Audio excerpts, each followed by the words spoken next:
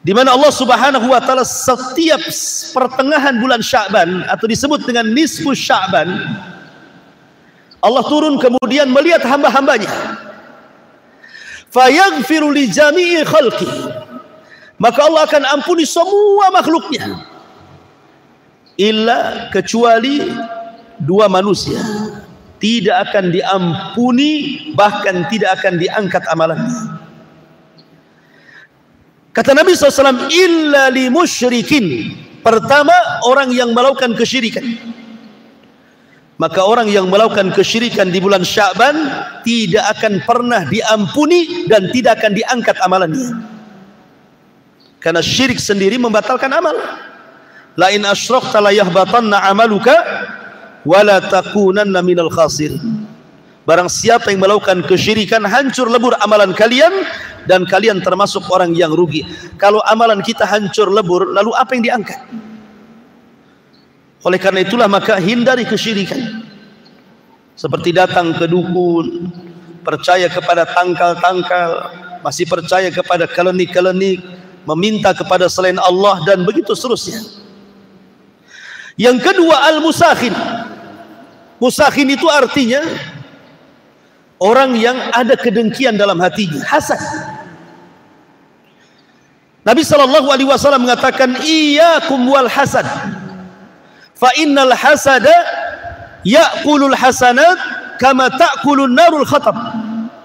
Hati-hati kalian jangan hasad, karena hasad itu akan menghilangkan semua kebaikan, seperti kayu bakar dilalap api yang sangat besar, hilang jadi debu. Disinilah kemiripan kenapa Rasul menyebutkan dua perkara, dengki, hasad, dan juga syirik, karena sama-sama melebur amalan. Kalau amalannya hilang, lalu apa yang diangkat? Orang hasad dihilangkan dengan hasad amalannya, orang syirik dihilangkan amalannya dengan kesyirikannya, sehingga tidak bisa diangkat ke langit. Apa yang mau diangkat? Dua-duanya dihilangkan oleh Allah Subhanahu wa taala. Makanya kata para ulama, ma'asyiral muslimin yang dimuliakan Allah Subhanahu wa taala, amalan di bulan Sya'ban ini menjaga lisan. Menjaga lisan ini penting. Ada hal yang ingin saya sampaikan sedikit soal menjaga lisan dan menjaga hati. Ini penting di bulan Sya'ban ini, hati dan lisan harus dijaga.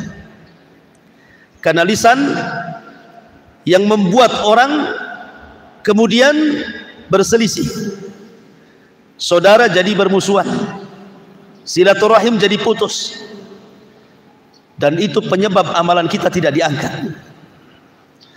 Yang kedua, hati. Hati juga sama. Kalau hati kita tidak bersih, maka akan tertanam hasad dan dengki dalam hatinya. Kalau sudah tertanam hasad, dengki, dendam, dan yang semacamnya, maka amalan kita tidak akan diangkat. Maka tipnya nih, saya kasih tahu tipnya. Bagaimana caranya supaya hati kita ini tenang dan lisan kita tidak mengucapkan kalimat kotor.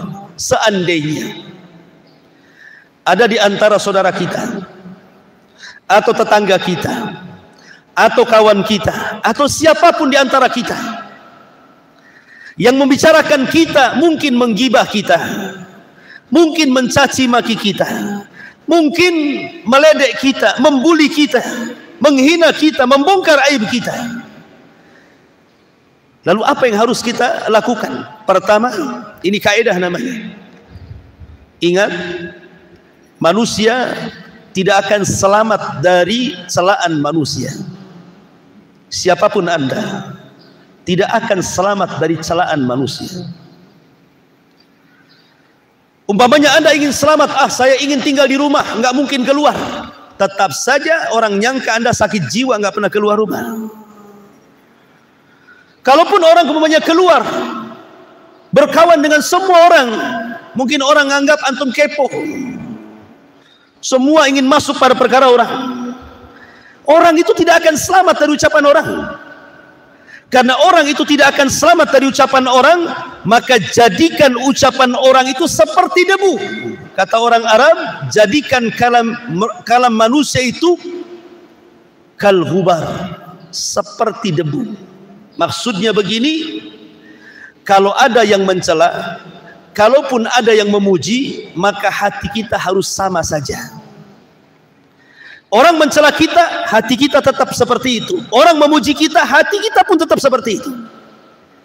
Tidak boleh berubah. Karena ucapan manusia itu bukan rizki. Maksudnya begini, bukan berarti kalau orang mencela saya kemudian saya pendek umur, atau bukan berarti orang itu memuji saya jadi panjang umur. Tidak, ucapan manusia bukan rizki. Orang mencela saya jadi kaya, enggak juga. Orang memuji saya jadi miskin atau sebaliknya. Bukan, ucapan orang itu bukan rizki. Sebab kalau seandainya ucapan orang itu rizki, orang yang paling kaya itu orang yang cerewet. Maka kita katakan bahwa tetapkan hati dalam satu kondisi. Mau dicela orang, tetap seperti itu. Mau dipuji orang, tetap seperti itu. Karena terkadang orang itu bertepuk tangan kalau kita berhasil, tapi mereka meletakkan tangan di wajah kalau kita tersungkur. Begitulah manusia. Maka jangan jadikan celaan dan pujian menjadikan hati kita berubah. Jangan pula kalau orang memuji kita mengaca, kalau ada orang mencela kita putuskan kacanya. Bukan begitu. Hati orang mulia tidak akan berubah. Hati orang mulia tidak akan berubah. Ma'asyiral muslimin yang dimuliakan Allah Azza wa Jalla. Kemudian apabila kita melihat ada kemurkaan pada orang lain, berarti hatinya sedang ada api yang sedang murka kepada kita. Jangan pernah pindahkan api yang ada pada hati orang itu dipindahkan ke hati kita. Biarkan dia yang terbakar. Jangan pula api orang itu dimasukkan ke hati kita sehingga kita ikut terbakar. Sebab kalau seandainya kemudian kemarahan orang kita letakkan di kemarahan kita, lalu tidak ada bedanya mana orang baik, mana orang tidak baik. Supaya kita ini ada terbedakan, oh saya orang berakal, dia tidak berakal, selesai. Jangan pula orang itu marah, kita ikut marah pula. Lalu apa bedanya ada dengan dia kalau begitu? Maka jaga hati, jangan pindahkan api pada hati orang, dipindahkan ke hati kita pula. Kemudian ma'asyiral muslimin yang dimuliakan Allah Subhanahu wa taala. Ucapan manusia. Manusia itu sudah bicara sejak Adam diciptakan. Tetapi manusia bisa bicara itu bukan Allah ciptakan membicarakan kita terus-menerus, tidak. Pasti ada waktunya dia capek. Ya kan? Siapa yang menciptakan manusia? Allah. Siapa yang menciptakan ucapan manusia? Allah. Apakah ketika Allah menciptakan ucapan itu ditujukan kepada kita seumur hidup dia? Tidak. Ya sekali-kali dia mencela kita, lebihnya mungkin dia berbicara tentang yang lain, kan begitu. Maka kita berpatokan kepada surah Luqman ketika Allah Subhanahu wa taala katakan inna ankaral aswat la sautul hamir. Sesungguhnya seburuk-buruk ucapan adalah ucapan keledai. Siapa yang menciptakan keledai? Allah. Siapa yang menciptakan suara keledai? Allah. Siapa yang mengatakan seburuk-buruk suara keledai? Allah juga. Artinya ada manusia itu yang seperti keledai, diciptakan hanya untuk mencaci, memaki, menggibah, menghina dan begitu seterusnya. Tidak perlu dipedulikan, kan begitu. Anggap saja keledai, selesai. Senang jadi orang yang beriman itu. Ma'asyiral muslimin yang dimuliakan Allah Azza wa Jalla, ambil kaidah dari kisah Ashabul Kahfi. Ashabul Kahfi itu anak muda, anak-anak pejabat yang kumpul. Kerajaan buat ulang tahun, mengundang semua anak pejabat dari daerah-daerah. Rupanya dalam ulang tahun itu ada sesembahan kepada berhala. Anak-anak pejabat ini yang beragama kepada Isa bin Maryam tidak setuju. Ini apa, ini kesyirikan. Akhirnya mereka pun tidak mau ikut hadir dalam ulang tahun kerajaan, mereka pun menyendiri. Akhirnya ada lagi, sampai ada 7 orang anak muda yang sepakat tidak akan nyembah berhala. Ditangkaplah 7 anak muda ini. Tetapi anak muda ini meminta 3 waktu untuk berpikir, 3 hari untuk berpikir. Rupanya 3 hari ini digunakan untuk kabur. Kaburlah 7 pemuda Ashabul Kahfi dengan 1 anjing ini. Akhirnya lari ke dalam gua. Ketika masuk ke dalam gua, Allah tidurkan 300 tahun lebih, 3 abad lebih. Setelah kemudian 3 abad lebih, 300 tahun lebih, satu di antara mereka terbangun. Kemudian lapar, ingin membeli makanan. Keluarlah satu orang ini dan tidak membangunkan yang lainnya. Ketika hendak membeli makanan, mata uangnya berbeda. Sampai pedagangnya bingung, ini mata uang kapan ini? Nggak laku ini. Akhirnya kemudian tersebarlah, karena itu mata uang zaman kuno gitu ya. Sampailah ke sang raja, dan rajanya sudah berubah. Kalau dulu rajanya berbuat syirik, menyekutukan Allah Azza wa Jalla, yang sekarang ini rajanya sudah beriman kepada Allah Azza wa Jalla. Akhirnya kemudian diceritakan tentang kisah mereka tidak percaya raja, akhirnya disamperi ke gua, dibangunkan 7 orang itu, kemudian bercerita. Dari situlah Ashabul Kahfi dihormati. Yang ingin saya katakan, lihat Ashabul Kahfi, mereka tidur, mereka tidak melawan sang raja dengan senjata. Mereka tidak melawan raja orang yang melakukan kesyirikan itu dengan pasukan. Mereka hanya masuk gua, kemudian tidur, kemudian bangun, raja zalim sudah nggak ada. Yang ada raja orang yang beriman. Dilawan dengan cara apa? Dengan cara tidur. Tidur itu bisa melawan musuh. Ashabul Kahfi tidak perang. Dia tidak melawan raja zalim. Dia hanya tidur saja. Terbangun, sudah kalah rajanya. Bayangkan. Artinya kalau seandainya ada orang yang mencela, ada orang yang memaki, ada orang yang menzalimi, tidur saja. Jangan pedulikan. Kayak Ashabul Kahfi, nggak pedulikan kan? Artinya tidur itu jangan dipedulikan. Anggap nggak kenal. Tetangga mencela kita, nggak kenal saya. Walaupun tetangganya. Supaya nggak kepikiran. Lihat Ashabul Kahfi menang dengan tidur. Itulah kaidah caranya muamalah dengan manusia namanya. Ya. Ma'asyiral muslimin yang dimuliakan Allah Azza wa Jalla. Dan jangan pernah mengadu kecuali kepada Allah.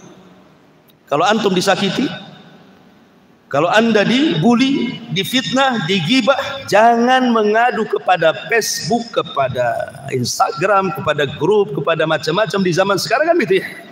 Masalah sedikit nulis status. Ngapain tulis status? Nabi SAW ketika ke Taif, Nabi itu dari Taif ya. Bayangkan orang Taif ini kurang ajarnya sama nabinya. Mulai dari anak kecil, perempuan, emak-emak, ibu-ibu, laki-laki, semua melempari Nabi. 10 hari Rasul di Taif, door to door berdakwah. Tidak ada satupun orang yang menerima dakwah Rasul. Yang ada sepakat satu Taif mengusir Nabi. Yang hebatnya anak-anak ikut melempar. Bayangkan apa doa Nabi SAW.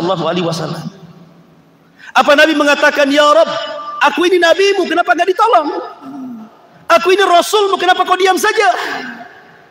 Aku ini ulul azmi, kenapa mereka melempari kok aku sampai berdarah-darah begini? Kok gak ada malaikat yang datang? Bayangkan. Nah juga Nabi mengatakan seperti itu. Nabi hanya mengatakan, Allahumma ilaika ashku dha'fa quwwati wa qillati hilati wa hawani 'alan nas. Ya arhamar rahimin, anta rabbul mustad'afin wa anta rabbi ila man takiluni. Sampai kepada doa yang terakhir Rasul mengatakan, ya Allah, kepadamu aku mengadukan kelemahan, kekurangan daya upayaku di hadapan manusia. Wahai Tuhan yang maha karim, maha rahman, maha rahim, Engkaulah Tuhan orang-orang yang lemah, dan Engkau pula pelindungku. Selama Engkau tidak murka kepadaku, aku tidak peduli dengan ucapan manusia. Artinya bahwa selama Allah tidak murka kepada kita, manusia mau fitnah kita silahkan. Hina di mata manusia, jangan hina di mata Allah, itu saja. Daripada hina di mata Allah, dipuji di mata manusia, buat apa Anda hidup? Mendingan kita ini terhina di mata manusia tapi terangkat di mata Allah. Karena sesungguhnya kemuliaan itu datang dari Allah Subhanahu wa taala, bukan dari manusia. Karena orang yang mencari keridhaan manusia selamanya tidak akan dapat. Makanya ada istilah ridhan nas ghayatun la tusa. Keridhaan manusia itu tidak ada ujung pangkalnya. Anda berbuat baik, ada yang nggak suka. Apalagi Anda berbuat jahat, makin banyak orang yang tak suka. Berbuat baik saja Ada orang yang mencibir kita, apalagi berbuat jahat. Artinya bahwa kalau Anda ingin selamat dari lisan manusia, sampai kiamat nggak akan selamat dari lisan manusia. Karena manusia tidak akan selamat dari manusia, dan manusia tidak akan selamat dari ujian Allah Subhanahu wa Ta'ala. Maka dari sini jaga lisan, jaga hati. Ini bulan Sya'ban, tempat amalan kita diangkat kepada Allah Subhanahu wa Ta'ala. Ini penting, ya. Kemudian juga amalan berikutnya adalah bersedekah. Bersedekah, perbanyak sedekah di bulan Sya'ban. Mumpung di bulan Sya'ban, sekecil apapun sedekah kita akan diangkat ke langit. Sedekah tidak mesti uang. Sedekah itu lemparan senyum kita kepada saudara kita aja sedekah. Rasul mengatakan tabassumuka li akhika sadaqah. Lemparan senyummu kepada saudaramu itu sedekah. Artinya bahwa sedekah itu umum. Ya, bisa dengan uang, bisa dengan membantu dengan tenaga, bisa dengan senyuman, bisa dengan akhlak, dengan tasbih, dengan takbir, dengan al-amru bil ma'ruf wan nahyu anil munkar, dan begitu seterusnya. Sedekah itu umum. Maka perbanyak sedekah di bulan Sya'ban. Ma'asyiral muslimin yang dimuliakan Allah Subhanahu wa Ta'ala, intinya bahwa bulan Sya'ban adalah bulan diangkatnya amalan. Perbanyak puasa, baca Quran, bersedekah, jaga lisan, jaga hati, dan amalan-amalan yang lainnya, karena ini bulan tempat diangkatnya amal kita di hadapan Allah Subhanahu wa Ta'ala. Baik, sudah jam 6 lebih. Mudah-mudahan ada manfaatnya. Subhanallah bihamdika asyhadu an la ilaha illa anta astaghfiruka wa atubu ilaik. Allahu ta'ala alam. Assalamualaikum warahmatullahi wabarakatuh.